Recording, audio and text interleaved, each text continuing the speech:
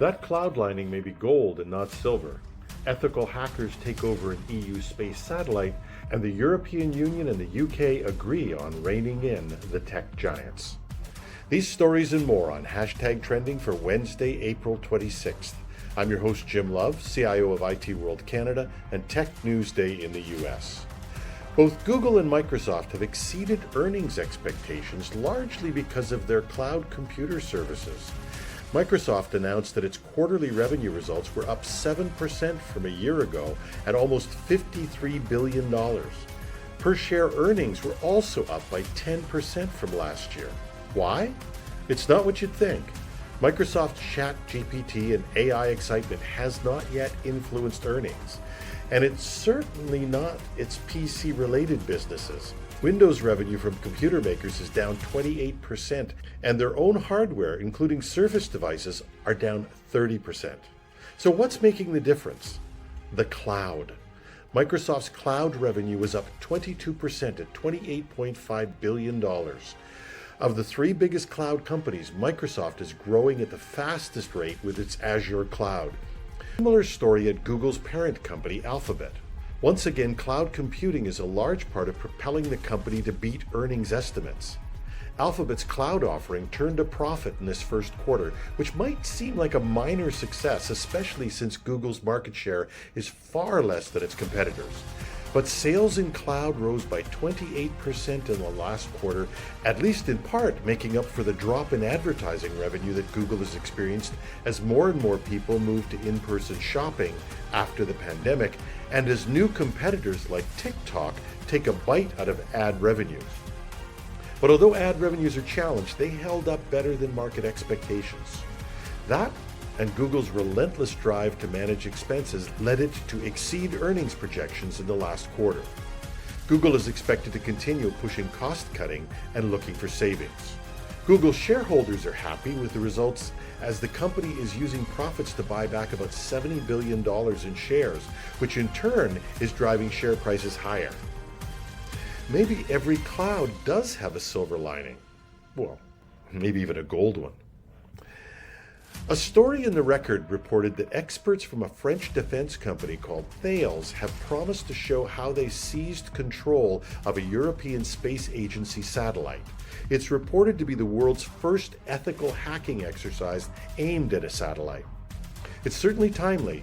The recent leak of U.S. intelligence documents contained a warning that China is developing similar capabilities to seize control of what the Chinese might describe as hostile satellites. The traditional approach to satellite interference has been to try to jam the signals. The leaked security documents state that China is working on ways to mimic operator commands and seize control of a satellite, rendering it ineffective to support communications, weapons, or intelligence, surveillance, and even reconnaissance systems. Which is just what Thales did, using a small European satellite called OPS-SAT, a nanosatellite the size of a shoebox, which was launched in 2019.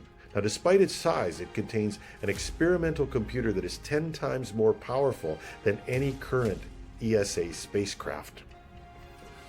Thales' ethical hackers seized control of the satellite, exploiting standard access rights to gain control of its application environment, and from there, they were able to exploit vulnerabilities to introduce malicious code and take control. They used that control to compromise the data sent back to Earth, in particular, modifying the images captured by the satellite's cameras, and to achieve other objectives such as masking selected geographic areas in the satellite imagery while concealing their activities to avoid detection by ESA. Acting as ethical hackers, they released control of the satellite after this sobering demonstration with a warning that this unprecedented exercise was a chance to raise awareness of the potential flaws and vulnerabilities and to improve cyber resilience of satellites and space programs in general, including both ground segments and orbital systems. Given our continuing reliance on satellites for everything from defense to communications, it's no wonder that some are urging the Biden administration to designate space as part of critical infrastructure. And in a related story, AST Spacemobile announced that they have completed a two-way voice call using a satellite. What's the big deal? Well, the call that went from Texas to Japan didn't have a satellite phone. It used the AT&T Spectrum and a standard Samsung Galaxy S22. It's all part of AST's attempt to build a satellite cellular network using AST's low-orbit satellites that they hope in future will serve 2G, 3G, 4G, LTE, and even 5G broadband to users anywhere in the world. Using their patented service, they hope this network will allow unmodified smartphones to make calls, send and receive text messages, and more, no matter where they are, in areas with poor cellular service, particularly rural and coastal areas, or wherever. Abel Avilan, Chairman and Chief Executive Officer of AST Space Mobile, said in a press release, "Achieving what once was considered impossible, we have reached the most significant milestone to date in our quest to deliver global cellular broadband from space." And the release didn't mention what was said on this historic call, but we can only hope it was, "Mr. Watson, come here. I want to see you." Despite the Brexit separation, the UK and the European Union seem to share a common objective: to keep a tight rein on the large tech firms. The UK announced a new bill which will require big tech to actively demonstrate to their Digital Markets Unit, or DMU, how they are complying with competition law principles without requiring the regulator to bring its own challenges. Now, the aim is clearly to prevent the world's largest tech companies from dominating the market and to make room for smaller competitors to prosper. The companies that it's seeking to regulate aren't named in the bill, but with a threshold of £1 billion in UK revenue or £25 billion worldwide, it's pretty obvious who they're targeting. And this bill has some real teeth to it. Under it, the penalties range from fines of 10% of global turnover and even making senior managers personally responsible for ensuring the company complies with DMU requests. The European Union has led the way in legislation and has been flexing its regulatory muscle in a similar approach, going after what they regard as the anti-competitive behavior of the giant tech companies. The EU has announced a Digital Services Act, which requires companies to do risk management, conduct external and independent auditing, share data with authorities and researchers, and adopt a code of conduct by August of this year. Once again, the stakes are high for any company defying the regulators, up to 6% of global revenue, and even potentially a ban from operating in the EU. The threat of regulatory action is having an impact. Microsoft is offering to stop bundling web conferencing and messaging app Teams with Office software, hoping to avoid an antitrust action from the EU. Twitter reported that it took down over 6.5 million pieces of content in the first half of 2022, an increase of almost 30% over the prior 6 months in the period before Elon Musk took over. According to an article in the Register, this was announced at the same time as the EU announced its new regulatory regime.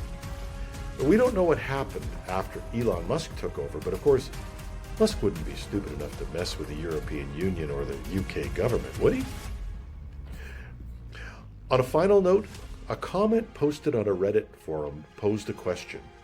Do you say please when you end a prompt on ChatGPT? And it occurred to me that I did exactly that. And it started me wondering whether the Canadian version of ChatGPT might one day start saying, "I'm sorry." That's the top tech news stories for today. Hashtag Trending goes to air with a daily newscast 5 days a week, as well as a special weekend interview with an expert on topics relevant in today's tech news. Follow us on Google, Apple, Spotify, or wherever you get your podcasts.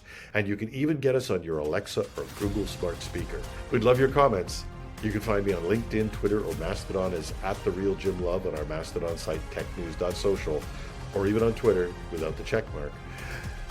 Or if that's too much, just leave a comment under the text version at itworldcanada.com/podcasts. I'm your host, Jim Love. I'm off tomorrow, but my colleague James Roy will sit in. Have a wonderful Wednesday.